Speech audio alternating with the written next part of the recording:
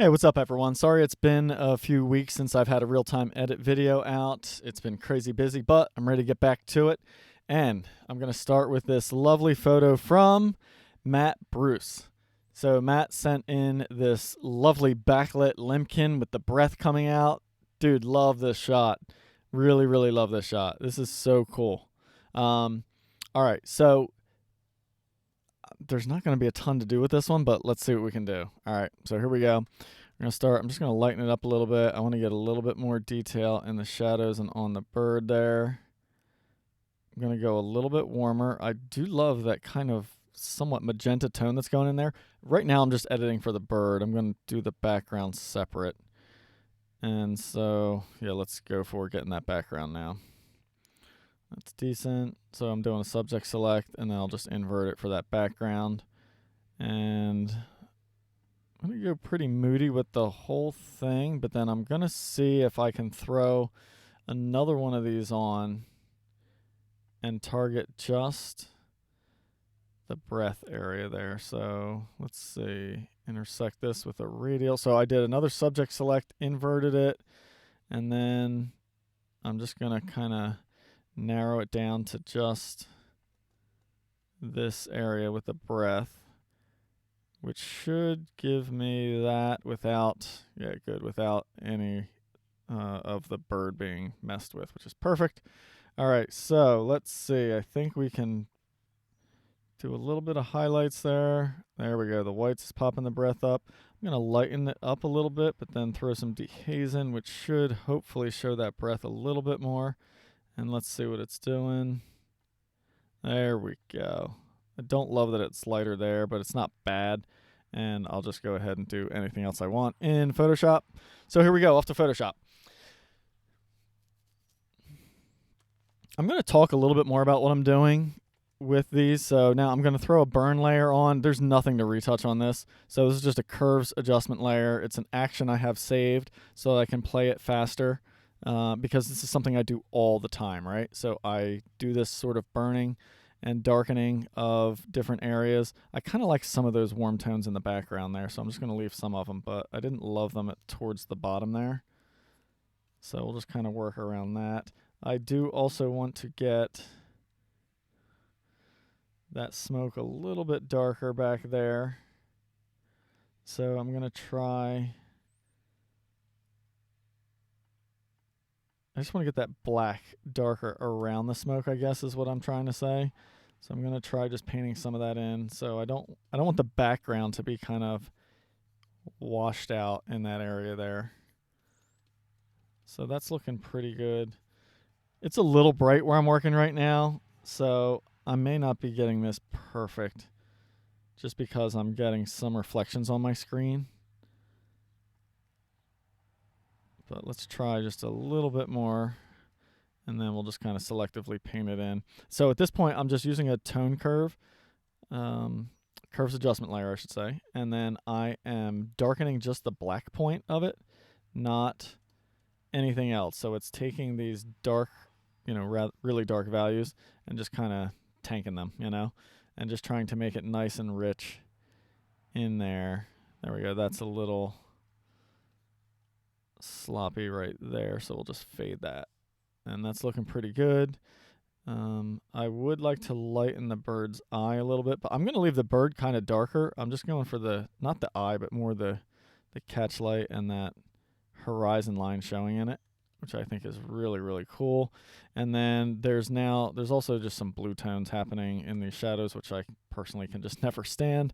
So I'm just going to throw a hue and saturation on and desaturate those a little bit. I'm not going to desaturate them, 100% so that there's nothing there blue, but I'm going to go pretty close with it. I mean, you can see I painted in most of that. And so now I will just lower the opacity on this layer a little bit. Maybe not that far, 80, there we go. That's looking pretty good. Gosh, I don't think there's much else to do to this. Let me see if I'm getting true black right there. I am good. Not that I ever really care about values like that. This doesn't look like it though. I just want to make sure I'm not Yeah, and see, it's not perfect there either. I just want to make sure I'm not getting like a kind of like a haze around the subject there in that background. I want these black areas to be nice and truly black.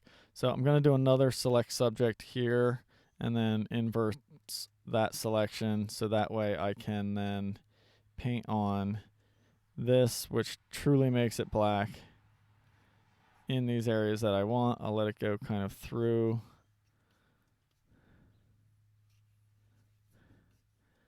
See, those transitions are tough right there. And then I do need to fix, I didn't need to zoom in that far, did I? I do need to fix in here because that's where the initial subject select in Lightroom didn't do me any favors. It kind of missed going up into there. So I'll just manually do it and fix it myself, just with some masking here. And then I should be able to just kind of fade that right to black. Now I don't want it completely black in those spots because that's where the breath is starting to show, kind of right in here. Oh, and this looks like another area where it kind of missed. Oops. There we go, just about done. Just paint that out all the way out to there. And then I'll just come back in and fade some of that off with some black, and then I'll fade it a little bit right in the middle there so you can start to see some of that glow and that breath coming through. There we go. I think that's my final edit there, Matt. Before, after, let's see this thing full screen here. Well, just about full screen. There's before, there's after. Let's get it saved. I'll go back to Lightroom and show you the total before and after. And then I'm just going to pause the recording real quick because I want to bring up Matt's Instagram profile, and I kind of forgot to do that. Okay, so here's the original raw file. Here's my edit. I'm a little patchy right down in there. I'm seeing that now. So let me fix that. Let's actually pop back into Photoshop and clean that up just a little bit. See, these are the hard things. This is where it really pays to be in a controlled lighting situation, because when you aren't, it can be really hard to see what areas on these, especially on these dark images, but even when there's like a real light background, what areas aren't being consistently edited clean. And I think that should do it there. And now we'll save it again and we'll go back and check that before and after. In the meantime, here's Matthew's Instagram, so be sure to give him a follow. He's got some killer stuff, man.